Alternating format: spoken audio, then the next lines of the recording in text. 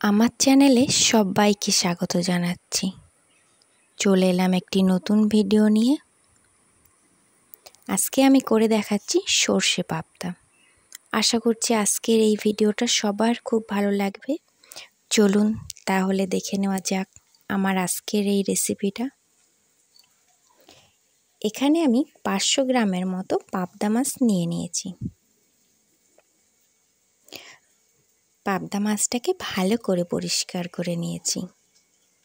আর তারপর আন্দাজ মতো নুন হলুদ মাখিয়ে নিয়েছি। আর মাছ ভাজার সময় যাতে তেলটা না ছেটে তার জন্য আমি একটু সর্ষের তেল মাখিয়ে নিয়েছি। এবার একটা পেস্ট তৈরি করে নিতে হবে আমাদের।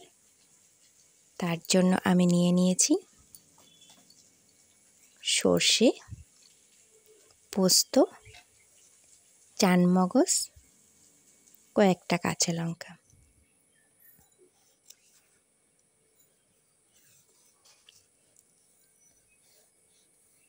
এগুলোকে আমি শিলে বেটে নেব।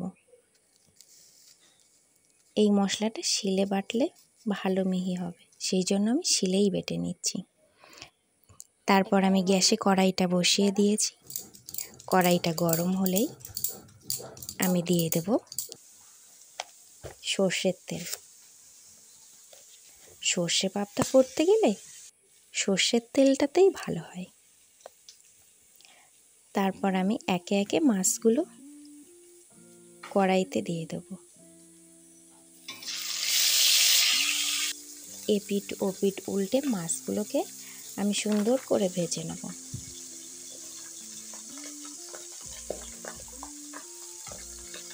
তারপর মাছ ভাজার তেলের মধ্যে আমি দিয়ে দেব কালো জিরে, শুকনো লঙ্কা, তেজপাতা।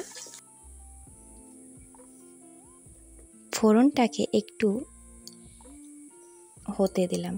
তারপর যে সর্ষে কাঁচা লঙ্কা পোস্ত যে পেস্টটা তৈরি করেছিলাম সেটা কড়াইতে ঢেলে দিয়ে দিলাম এবং নাড়তে থাকলাম যতক্ষণ না মশলাটা দিয়ে তেল বার হচ্ছে। মশলাতে লবণ, হলুদ এবং একটু লঙ্কা গুঁড়ো দিয়ে দিলাম। লঙ্কাটা একটু বুঝে দিতে হবে, কারণ সবাই তো সমান লঙ্কা পছন্দ করে না। চাইলে গুঁড়ো লঙ্কাটা স্কিপও করে যেতে পারেন। আমি এখানে কালার আনার জন্য গুঁড়ো লঙ্কা দিয়ে দিয়েছি। মশলাটা 1 মিনিটের মতো নাড়াচাড়া করে নিয়ে আমি জল ঢেলে দেব।